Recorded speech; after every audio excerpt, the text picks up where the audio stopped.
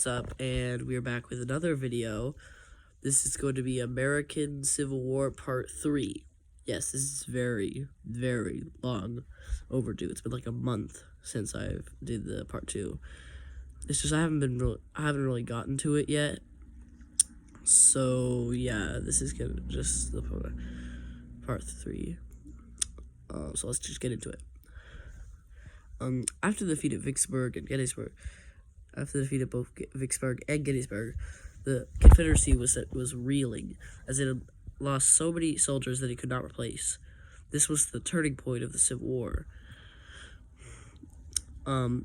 Lincoln was overjoyed by this monumentous victory at Gettysburg and Vicksburg, and now the Mississippi was opened to the Union. The Confederacy had been split in two. Lincoln traveled to Gettysburg to recite his famous Gettysburg Address. After the main speaker had spoken for 2 hours, Lincoln stepped onto the stage and gave a very short 2-minute-long speech. It's been debated what the audience or reception of the speech was for the audience. Some people said it was monumentous clapping. Some people said it was just silence.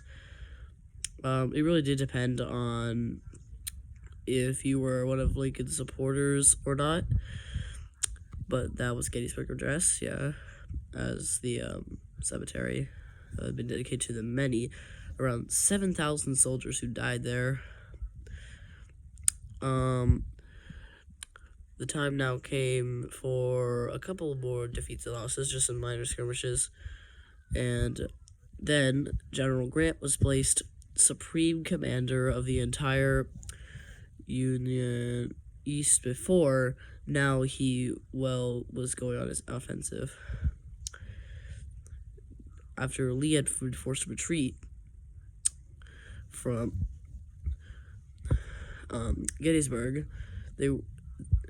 Meade did have the chance to, General George Meade did have the chance to attack Lee's army after it was sent reeling. It was weakened in this position.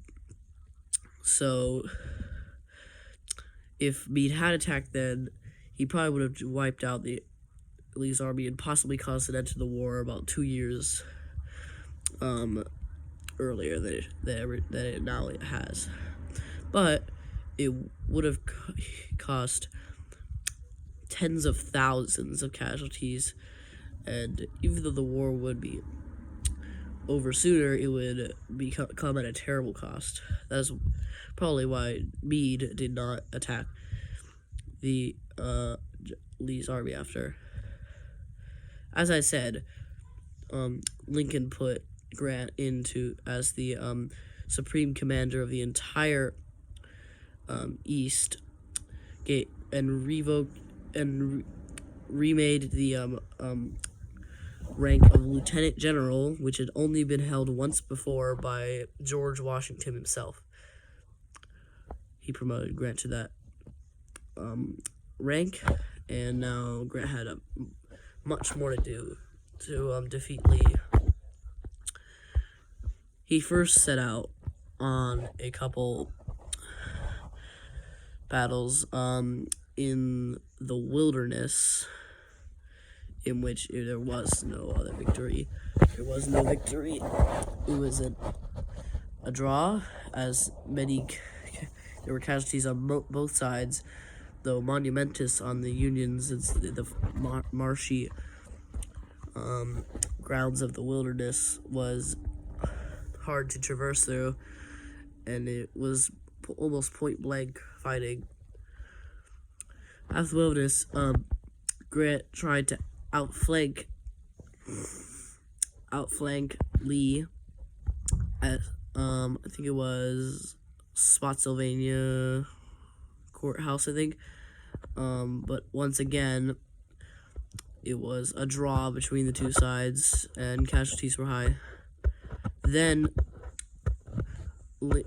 Grant attacked Lee's forces at Cold Harbor, causing a momentous amount of casualties and about a Union defeat there.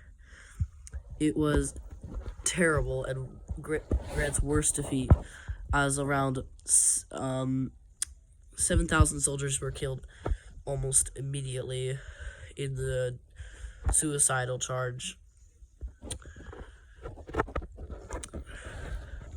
Then, instead of keep going of his original strategy of continuing towards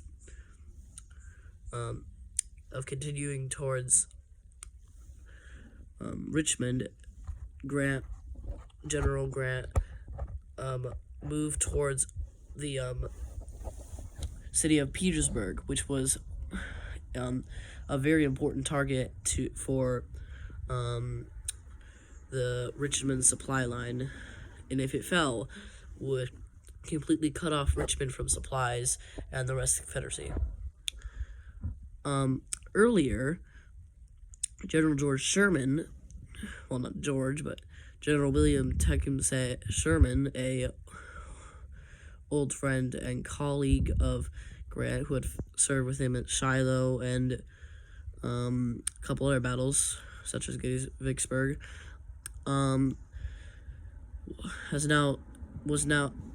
was a very famous person for his new concept of total war nowadays. He believed that an army could only stay up with the support of the people, and if the people did not support that army or government, that army or government would fall. So he decided to strike at the people and civilians instead of just at the soldiers. So he led his famous march to the Atlantic, in which he raided and destroyed many houses and railroads, twisting the railroads into what was called Sherman's neckties, until he reached the city of Atlanta, which had been a famous city in Georgia and a symbol of the South. He laid siege. Both Petersburg and Atlanta were now in sieges, and it did not look good for President Lincoln in the upcoming 1864 elections. It would take his new Democratic opponent was actually George B. McClellan, is the former general who had failed many times in 1861 and 1862. The Democratic Party was mainly focused on making peace with the Confederates, but George B. McClellan only promised that he would fight the war better than Lincoln. Lincoln was in great turmoil at this time, and if he lost this election, it could spell defeat for the Union, or at least just a peace treaty. So this could be it. Lincoln was in turmoil. Both sieges were still going on until, and if he did not get a great victory within this time, his fate would be sealed until Atlanta fell. The siege was ended, and Sherman took the city. Fires were started, and many parts of it were destroyed, as the Confederates had set fire to some key buildings, but it had spread out of control. Then Sherman continued his march towards the Atlantic, and eventually became upon the city of Savannah, Georgia. He laid siege, and now he just waited. Petersburg was still at siege. There were a couple of attempts to lift the siege, but yeah, it was just still the same exact thing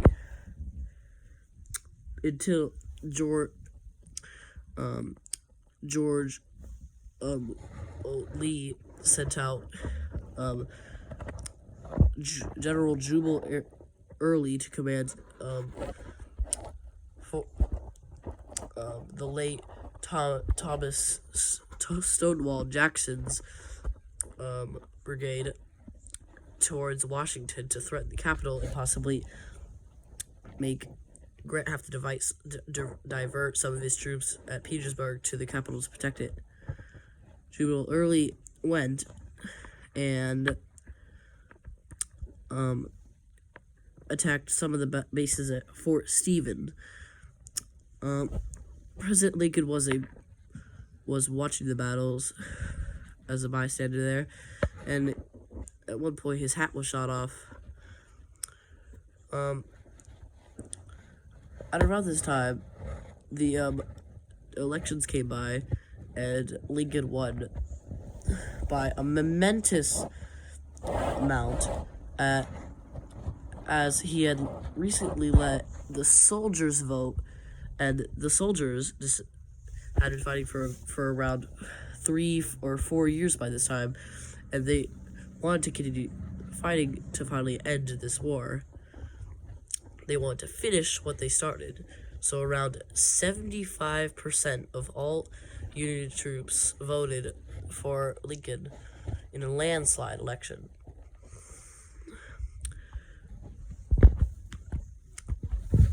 Savannah finally fell, and Petersburg was still under siege. Sherman then moved north into the state of South Carolina, which had been the original seceder, and he decided to punish them for their crimes by destroying multiple cities, and finally came upon the city of Columbia, which fell pretty quickly, but had to be saved from many fires that had spread out. Sherman continued to move north, and at this time, Petersburg finally fell.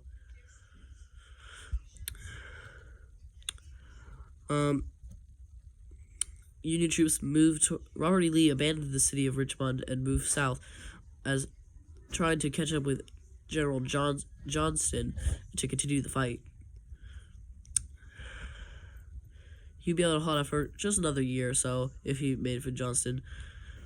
While Richmond finally fell and many fires went out, the Confederate president escaped, and the troops took the city in a momentous occasion, although many fires were also set, which had become a recurring theme by this time. Grant then quickly moved south, as Sherman moved north, beginning to cut off Robert Lee. Suddenly, Grant and Lee clashed at Spotsylvania Courthouse, and suddenly they were off the truce. Robert E. Lee offered truce. They were